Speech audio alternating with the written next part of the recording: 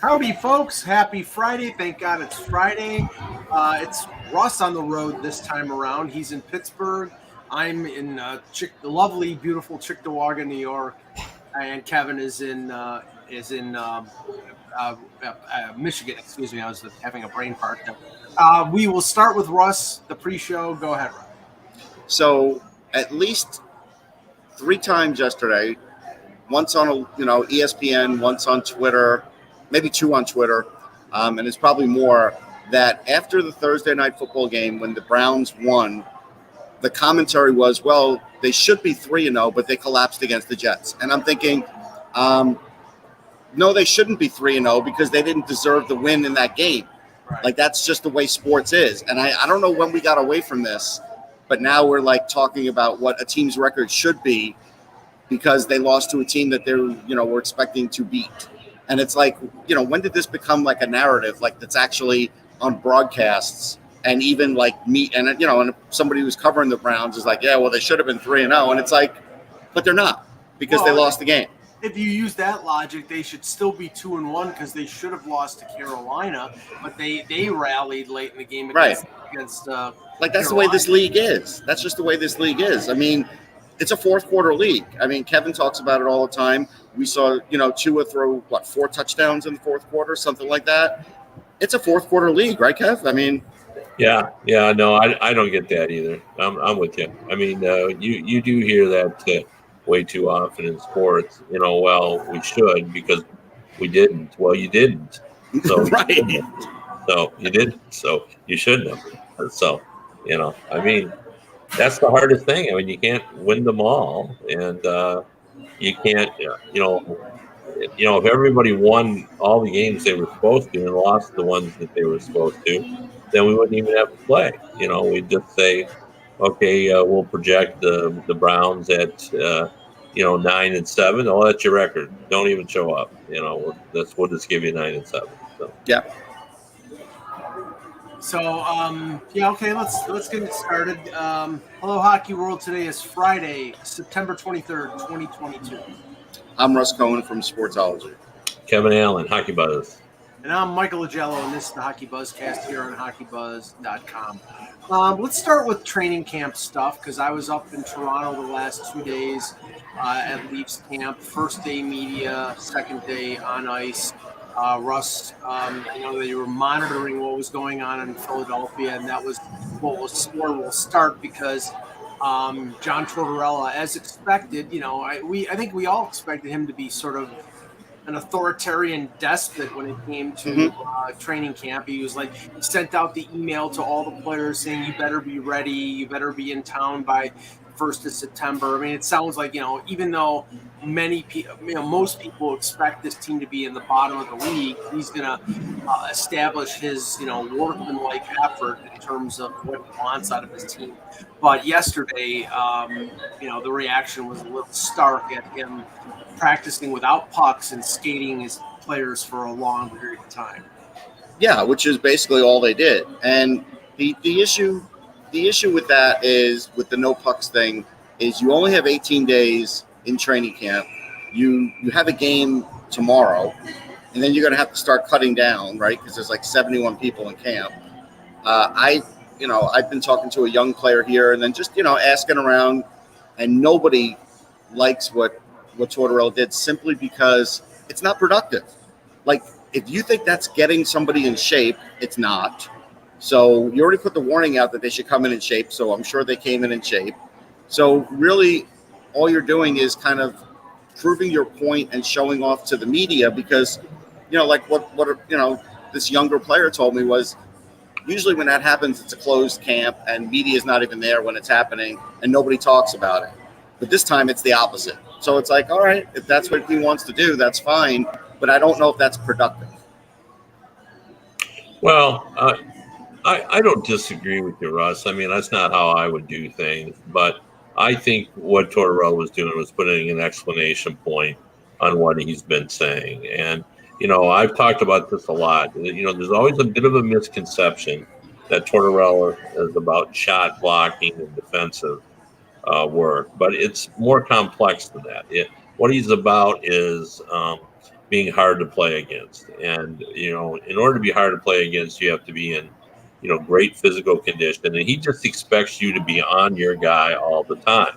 Right. And, that requires you to be a really strong, well-conditioned team. And I think he was just saying, look, I've been talking about it, but I want you to see how real it is. The real is the 27-minute skate. Now, all coaches start out with a conditioning, but then they usually move into starting the changing of the system or what it is they're going to try to accomplish. So that was, I'm sure, a statement, as Russ said, toward the media, directed toward the media and the fan base. Is look, I'm not all bluster. That this is reality. When I come in here, everybody's got to skate. So I'm sure he did it for a reason. And even though I'm sure the players didn't particularly care for it, I like to remind everyone, Tortorella actually ends up with a good relationship with most of his players. So, don't think for a minute that, he's trying to, make himself the villain with his players, because, they'll come around. They always do. There's always a couple.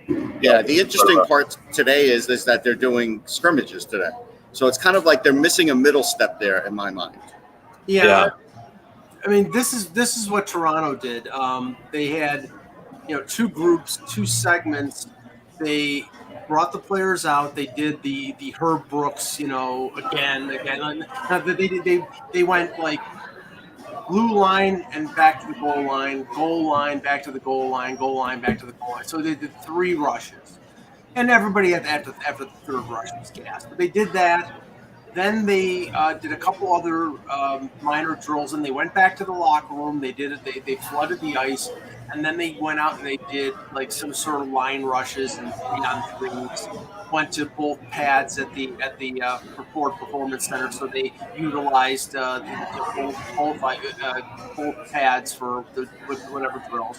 And it was about an hour and a half, and then they did the same thing for the second group. But it wasn't like no pucks and just that. I think they wanted to test out the conditioning of some of the players, but I think they know that based on what they do with medicals and stuff like that, and they do the video and all that stuff before that. Just conversely, somebody who was with John Tortorella, Mike Sullivan, yesterday they had some scrimmaging, and today they're doing like offensive drills, skating in both different directions with the puck, those kinds of things, doing it hard.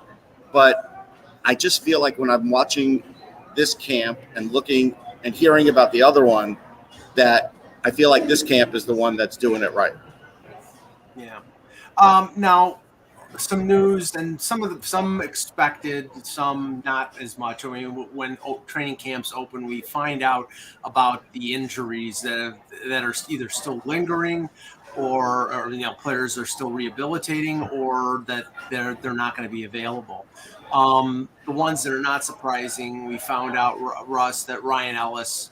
That Chuck Fletcher came out and said Ryan Ellis is likely not to play the entire season, and it would be a great surprise if he did. But I mean, we've been hearing this for 4 or 5 months. We heard about the knee injury. We heard it's a situation that's not improving, and this might be chronic, and that his career might be over. And then potentially career threatening came up because he's got like 3 different ailments. So it's not like. Because, maybe like 4 or 5 months ago, people were saying, well, what about an operation? Is there a procedure that could be done? But like the problem is it's an X, Y, and Z. And one of the things is his hip. And so, it's like he's not the biggest guy. He's got 3 different issues going on. That sounds kind of bleak. Like it doesn't mean he can't come back, but it's almost like he's going to have to take a year or 2 off with all these injuries just to see if he can make it back. Like that's what it seems like to me. Yeah, and Kev, with a player like Ellis, who is so dependent on his speed, when you're talking about a series of injuries, and it's like a domino effect, hip, knee. I mean, unless it's a miraculous recovery, he's not going to be the same player that he was before. So, I mean, it's a sad commentary because he was an excellent defenseman, but it doesn't sound likely about him resuming his career, at least to the level that it was before. Yeah, I mean, there's almost a formula to sports injuries now. Like, and anybody who's covered the league for a while, we just know off the top of our head, ACL 4 to 6 months, Right. a broken bone. We just kind of have the vernacular down. And to be honest with you, those are really, even though they take players out for a lengthy period of time, they're almost simplistic in their repair. Like, everybody knows what to expect. They know what the rehab is going to be. But what ends up happening is when you guys pointed out these complex injuries involving 2 or 3 different areas that are all causing, a symptom of the problem. That's when you get into trouble. And I think that's what you have here. You can repair one, but that's not going to be enough. And then you're going to cause other issues. So this sounds bleak. You got to be honest. It doesn't sound like there's a simple, easy solution for it. Although, we've seen some real serious injuries. If you remember, Steve Eiserman had the surgery, and I remember the quote from the doctor who performed the surgery. I usually am doing this surgery on not elite athletes, but senior citizens who just want to be able to get up and go to the bathroom in the middle of the night. And now I'm doing it on an elite athlete. I don't know how it's going to work. Well, it turned out Steve Eisman was able to come back. So there's always kind of hope. Robin Regier had it really bad. I think he was out a couple of years as well. Yeah. So you gotta hope for the best. And yep. And he's a young enough guy that he's going to come back. So yeah, he'll try. Yeah, I mean, he's definitely going to try. I mean, I hope for the best. I really hope that, because from whatever I've heard, he's a good guy, and he's an excellent player. So I hope he's able to come back. But it's really, when it's a series of things, it's very difficult to get everything back in line for a player to be. I'll tell you the ones that bother the fans, though. Like Patrick Brown, who came on to the team last year, fourth line center. Played a decent role. Never talked about in the offseason. So all of a sudden, Chuck Fletcher comes out and says, "Oh yeah, he had back surgery in the offseason, and there's no schedule yet for a timetable." And then, so you're thinking, well, why didn't his back surgery come up, months ago, or is this recent? And it's just another non-contact injury because Couturier's was non-contact after his surgery, and it does make you wonder. Like the fans are like, kind of wanting to get a little more information, and when you don't give it, it doesn't make them feel good. Well, I mean, sometimes situations. I mean, I don't know about the Brown situation, but like with Liljegren with the Leafs, he came in for medicals last week and was complaining about a pain in his abdominal region, and they discovered it was a hernia, and they did the surgery right away. So it's something that they couldn't really prep for. They were expecting him to be, and they still do expect him to be an integral part of their defense. But this surgery was done, before he got to camp. So it's kind of like, there's been months with camps and other things that have gone on over the summer that makes you wonder, like, why didn't it come out? But it didn't. So that was a surprise. That's one of those like surprise injuries. And Kat, that was like the Andrew Kopp thing. I mean, we only heard about the injury at the beginning of training camp, but they were aware of it before. They were aware. Well, I mean, there's been people wanting to know, did they know about it before he even, when they signed it? They must have, because there's no reason, again, the way this was probably a very, I hate to say any surgery is simple, but it's one that's more routine.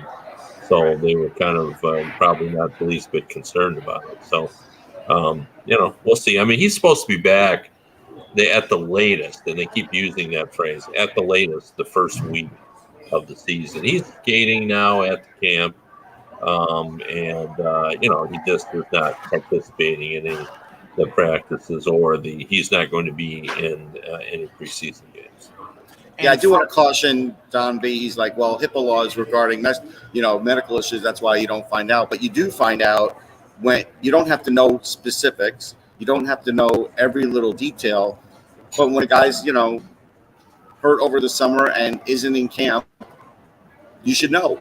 And those are things that are still known in sports.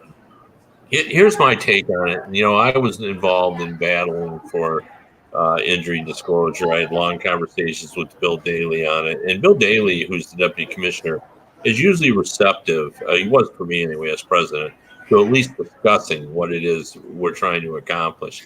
But he felt pretty strongly about this, and he thought it was a competitive advantage for some teams to have injuries revealed. And but he also felt that there was a HIPAA component to it. And my argument to him, and he accepted my argument as he said, if we were in a court of law, you could make that argument. My argument is this: like your medical in terms of illness and what you got going on, I see that. I'm totally fine with that as a journalist. That doesn't, it's not part of your hockey position, your status. To me, that's separate. That's your personal life. So, if you don't want to tell me about what you got going on, if you've got allergies or whatever, that's your business. And something more serious, even, I understand that. If you don't want to reveal, because none of us want to know our employer to know everything about us either. But I think when you sign a sports contract, it's a little different. Yeah, you accept the idea that people are buying tickets based on whether you are playing or not. And if you're a star player in particular, if you're a season ticket holder, if you're going to sell some of your tickets, and Sidney Crosby's going to be out 3 weeks, and Sidney Crosby's your favorite player, and he's not going to play for 3 weeks, that's when you're going to sell your tickets. So I think they're entitled to information about your injuries, about something that's going to keep out. I think it's just sort of, even though it's not in the contract, it's implied.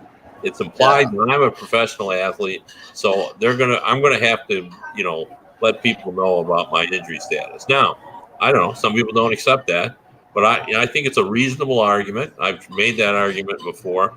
You don't have to tell me if you've got an illness or acne or whatever, but if you sprain your ankle, I think we have a right to know.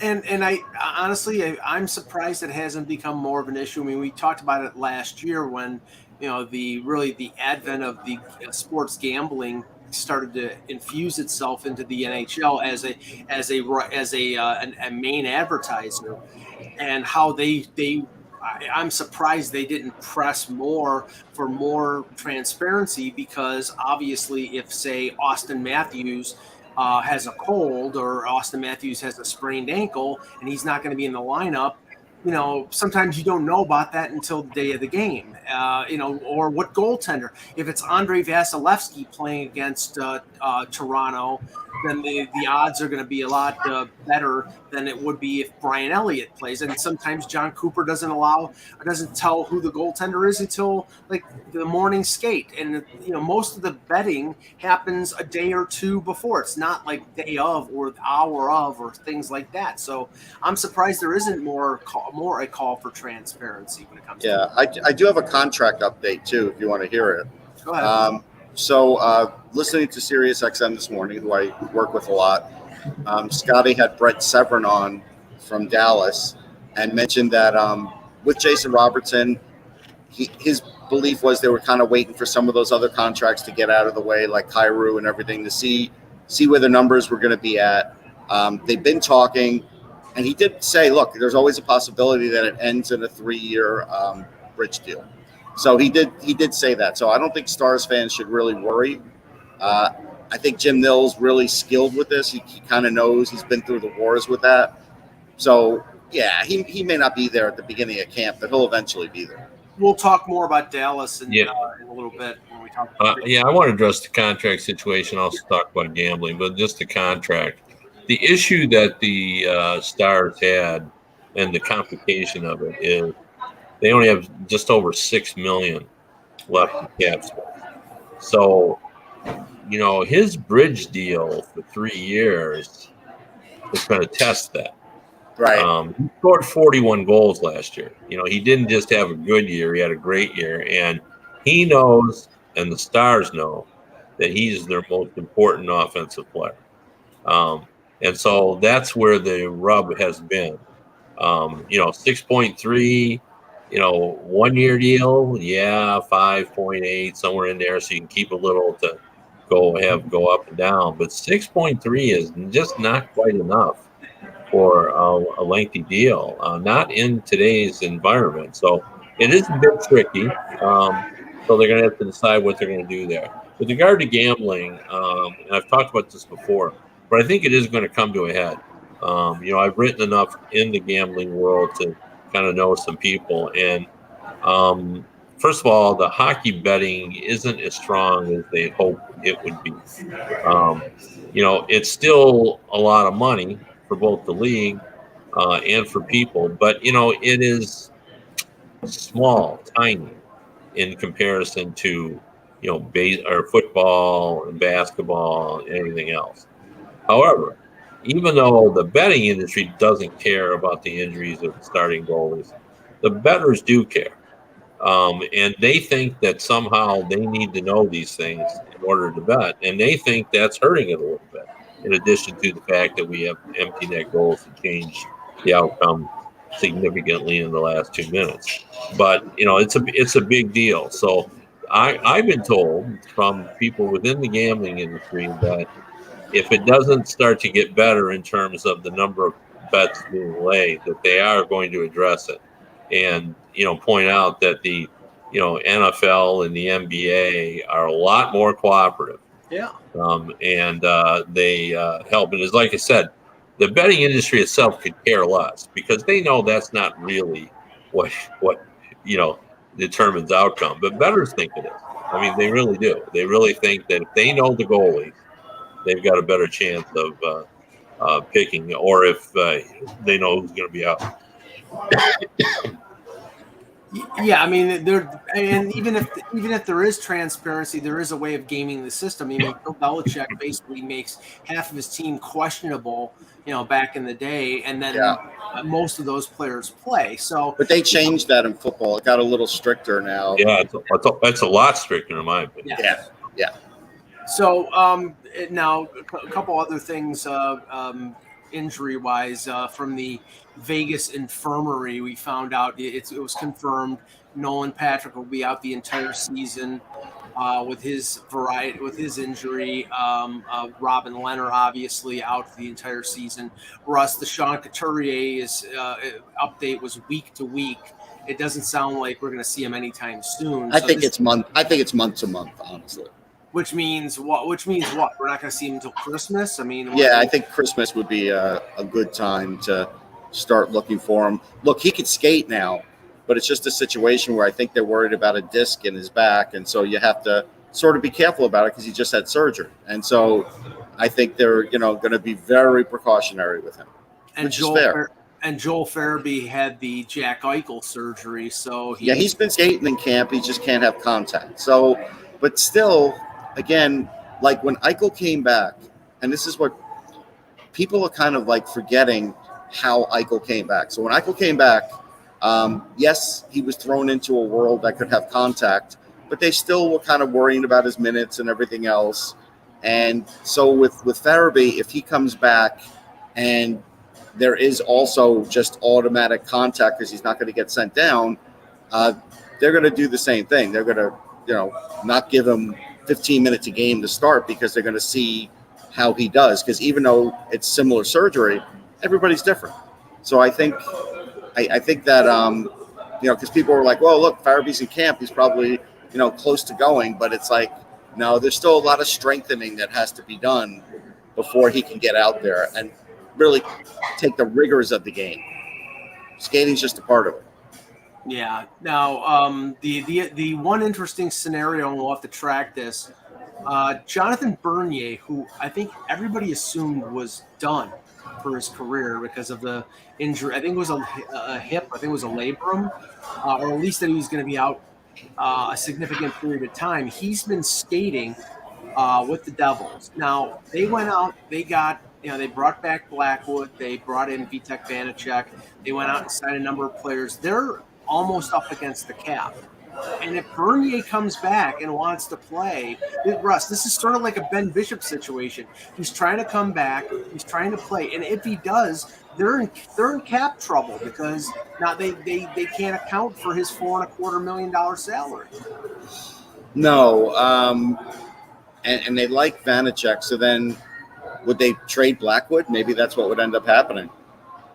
I mean, maybe, but Kev, that's a position that I'm sure Tom Fitzgerald doesn't want to be put in. I mean, you could say it's a good situation that you have an extra goaltender in a league that, there are a lot of teams that need goaltenders, but as we've firmly established, when it comes to trades and players and people being moved around right now, there's no room. So where do you go if that's the case? No, you're absolutely right. But it's on them. Like you got to know. Right. Like you're telling me their medical people didn't know there was a chance he could come back. I find that hard to believe. So, they've rolled the dice and they've lost if he comes back. Yeah, so we'll track that. I mean, remember, Ben Bishop played one game in the AHL and then basically set up done. So, I mean, I'm sure they're going to give Jonathan Bernier every opportunity to come back, but I don't think they're planning on him being part of the mix this year. Speaking of Ben Bishop, just to throw this in now for those who didn't see my column, because it kind of surprised me. Ben Bishop leads all American goalies with 400 more games. That's a significant number of games, 400 or more at the NHL level.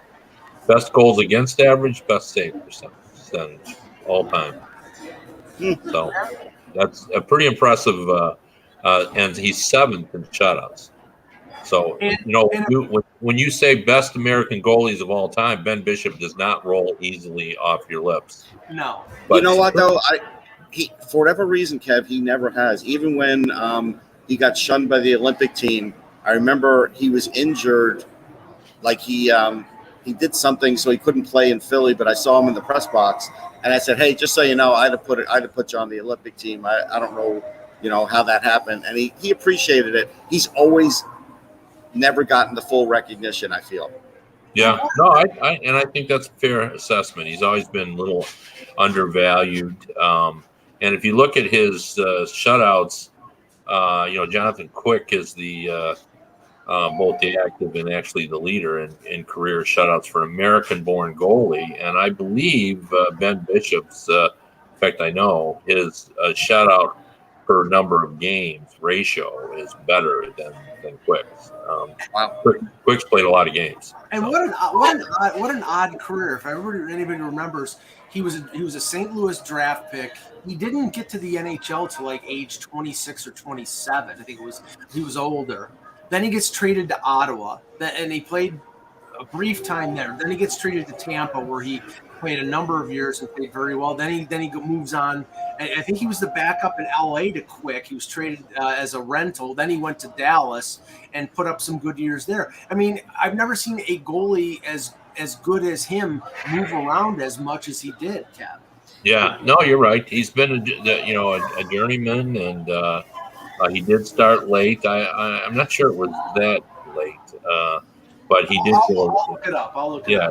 But he got. He did have a little bit of a history in the playoffs of getting hurt at inopportune times. I mean, I covered him in college, and I covered him in like one of the East regionals, and he was really good. And actually, one of the pictures that was funny was I had a photographer, and we took a picture because he was shaking hands with the opposing goalie, who was Jeff Lurge, who I think is 5'4". So the difference in height was incredible. He's like 5'4", 5'5", and this guy's shaking hands with Bishop, and they both were playing in a big time college game. But he had a really good college career. He made his debut, but he only in 2008. But he only played 13 games for the Blues over a span of 3 seasons. Then was traded to Ottawa, and when Ottawa brought him in, he was 26. So he really didn't get his opportunity until he was in his mid-20s. He went 3 years at the University of Maine, so he was a little older when he got to the NHL and had 3 really good years in the AHL with St. Louis's team in Peoria. So yeah, it was weird, and he was talked about as being a great prospect, but I can't remember at that point who the Blues goaltenders were. I'm looking it up right now. Oh, Chris Mason and Manny Legacy. So, gee, you would have thought he would have had an opportunity. But anyway, so, I wanted to touch on this because, Kev, you brought this up before we went live here. There was an article in The Athletic regarding Kirill Kaprizov and his offseason. situation in Russia. And I know that we talked about the Live Golf Tour at the beginning of in the pre-show on Wednesday, and